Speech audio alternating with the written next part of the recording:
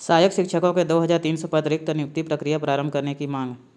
Hello दोस्तों, स्वागत है एक बार फिर से आप सभी का आपके अपने चैनल अधिगम में। तो दोस्तों, सहायक शिक्षक भर्ती 2023 के मामले में दोस्तों एक और अपडेट आ रही है दोस्तों, जो आजकल लगातार न्यूज़पेपर की सुर्खियाँ बटोर रही है। और दोस्तों समाचार चैनलों में भी पिछले 2-3 दिन से ये खबर अब आप सभी को दिखाया जा रहा है दोस्तों, और आप लोग शायद देखे भी होंगे। तो दोस्तों ये नवभारत में भी ये न्यूज़ आ चुका है। तो चलिए सबसे पहले इसको देख लेते कि है क्या मामला।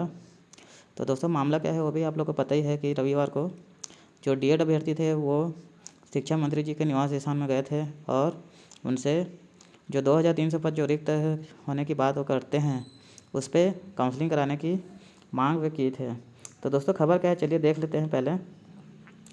तो सहायक शिक्षकों के 2300 पद रिक्त, नियुक्ति प्रक्रिया प्रारंभ करने की मांग। डीएलएड अभ्यर्थियों ने सहायक शिक्षक के शेष 2300 पदों पर नियुक्ति प्रक्रिया शीघ्र प्रारंभ करने की मांग को लेकर रविवार को शिक्षा मंत्री गजेंद्र यादव जी का निवास घेरा।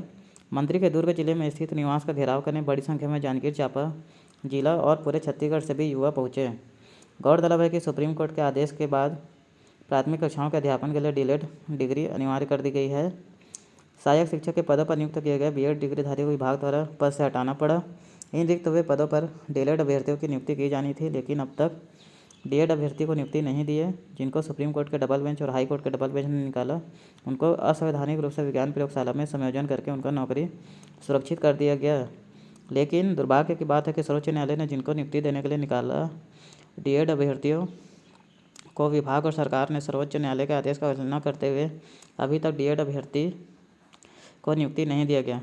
आरोप है कि नवीन शैक्षणिक सत्र प्रारंभ होने के बाद भी भर्ती संबंधित कोई प्रक्रिया प्रारंभ नहीं की जा सकी है, और अंततः डीएलएड अभ्यर्थी भी अपनी मांगों को लेकर सड़क पर उतर आए हैं। न्यायालय ने दिया है 2 माह का समय। अभ्यर्थियों ने कहा है कि बार बार मांग उठाने और विभागीय स्तर पर कई बार आवेदन देने के बावजूद अब तक स्पष्ट निर्णय नहीं हुआ। विभाग की लापरवाही के कारण योग्य एवं शिक्षक पात्रता परीक्षा उत्तीर्ण अभ्यर्थियों का भविष्य आधार में लटका हुआ है। इस मुद्दे पर पीड़ित अभ्यर्थियों ने हाई कोर्ट की शरण ली थी। उच्च न्यायालय ने 26 सितंबर 2025 को अपने आदेश में 2 माह के भीतर रिक्त 2300 पदों पर भर्ती प्रक्रिया पूर्ण करने के निर्देश दिए, लेकिन 45 दिन हो जाने के बाद भी विभाग द्वारा काउंसलिंग के संदर्भ में किसी तरह की अधिसूचना जारी नहीं की गई है। तो दोस्तों यहाँ पे जो 2 महीने का टाइम दिया गया था उस पर भी दोस्तों बात की गई है कि 2 महीने में 45 दिन हो चुके हैं और अभी तक एक भी प्रक्रिया पूरी नहीं हुई। तो ये है दोस्तों। तो इसी पे दोस्तों ये मैं कुछ कहना चाहूँगा कि याद है जब आप लोग को मैंने जब ये ऑर्डर आया था उसी समय मैंने कहा था कि ये एक टाइप से सरकार के ऊपर छोड़ा गया है कि आगे सरकार क्या करती है। तो उस समय काफ़ी सारे लोगों ने कमेंट बॉक्स में मुझे चैलेंज किया था कि नहीं, अब तो सरकार पूरी तरह से बाध्य है, वो काउंसलिंग कराएगी और 2 महीने के भीतर में भर्ती प्रक्रिया पूरी करेगी ही करके। इस टाइप से दोस्तों काफ़ी सारे लोग अति आत्मविश्वास में चले गए थे। तो मैं समझता हूँ कि उनके अति आत्मविश्वास अब ज़मीन पे आ गया होगा, क्योंकि दोस्तों आप लोग देख सकते हैं कि 2 महीने में से किस तरह से 45 दिन निकल गए हैं और अभी तक एक सुई भी अभी तक नहीं हिली है, और अब 15 दिन ही शेष है। तो इस तरह से आप देख सकते हैं कि सरकार कोई भी चीज़ को करने के लिए बाध्य नहीं होता।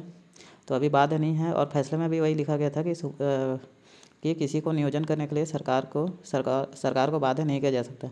इस टाइप से हाई कोर्ट के स्टेटमेंट में भी लिखा हुआ था। तो ये तो बात की बात है, देखते हैं आगे क्या होता है। और साथ में दोस्तों यहाँ पे एक और खबर है, इसको भी देख लेते हैं। अभ्यर्थियों का आरोप कम संख्या में काउंसलिंग कराकर अनावश्यक देरी है। अभ्यर्थी का कहना है कि विभाग द्वारा 1:1 अनुपात में अर्थात एक पद पर एक ही अभ्यर्थी को काउंसलिंग के लिए बुलाकर अनावश्यक विलम्ब किया जाता है। उनकी मांग है कि डीएलएड वालों को दूसरे चरण की काउंसलिंग प्रक्रिया 1:3 के अनुपात में कराया जाए, ताकि 2 माह के अंदर 2300 पदों को भरा जा सके। अभ्यर्थियों का कहना है कि न्यायालय के आदेश में पद रिक्त होने के पश्चात भी अभी तक विभाग की ओर से कोई ठोस कार्रवाई नहीं हुई है। उनका कहना है कि कई बार कैबिनेट मंत्रियों एवं जनप्रतिनिधियों से मुलाकात कर चुके अभ्यर्थियों को केवल आश्वासन ही मिला था। और दुर्भाग्य की बात यह है कि 2300 पद में से लगभग 1600 से अधिक पद आदिवासी वर्ग के अभ्यर्थियों का पद रिक्त है, और छत्तीसगढ़ में आदिवासी मुख्यमंत्री और देश में आदिवासी राष्ट्रपति के होते हुए भी आदिवासी युवाओं को शिक्षा रोजगार के लिए सड़क पर आना पड़ रहा है, और रोजगार से वंचित करके इनका शोषण किया जा रहा है। तो दोस्तों यहाँ पे एक ये भी बात कही जा रही है कि अगर काउंसलिंग कराई जाती है तो 1:1 में ना करा के 1:3 में कराया जाए, ताकि जो पिछले बार हुआ था कि कैंडिडेट की कमी के कारण फिर उसके बाद प्रक्रिया को रोक दी गई, आगे नहीं बढ़ाया गया। तो उस टाइप से फिर से मामला ना हो करके डीएड अभ्यर्थी मांग करे कि अब सीधा 1:3 में बुलाया जाए, ताकि विभाग को पर्याप्त मात्रा में कैंडिडेट मिल सके। तो दोस्तों ये ठीक है, ये भी एक अच्छा खबर है। इस टाइप से अगर होता है तो एक ही बार में मामला पूरी तरह से सॉर्ट आउट हो जाएगा।